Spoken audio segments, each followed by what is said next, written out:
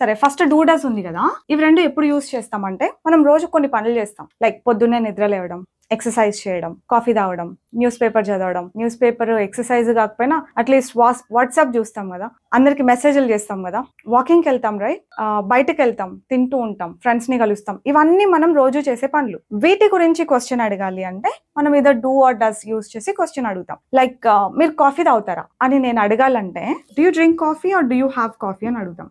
Do you have coffee, తాగుతారా అని అంటే మీకు అలవాటు ఉందా అని. మీరు ఎక్సర్సైజ్ చేస్తారా, సేమ్ డూ యూ ఎక్సర్సైజ్.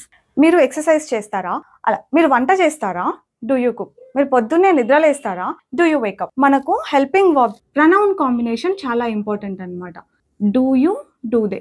ఎక్కువ ఇలా క్వశ్చన్ అడుగుతాం, డూ యూ, డూ దే. వాళ్ళు మీకు హెల్ప్ చేస్తుంటారా, వాళ్ళు ఇక్కడికి వస్తూ ఉంటారా, వాళ్ళు మీతో మాట్లాడుతూ ఉంటారా, ఇలాంటి క్వశ్చన్స్ అన్ని do they talk to you, do they help you, ఇలా అడుగుతాం. ఒక్క హెల్పింగ్ వర్బ్ యూసేజ్ చూసినప్పుడు అది ఈజీగానే అనిపిస్తుంది. The point is here actually. ఇది తెలుసు, ఈజీ వచ్చేసింది, అట్లా కాదు. మనం ప్రతి ఒక్క హెల్పింగ్ వర్బ్ డిఫరెన్స్ తెలియాలన్నమాట.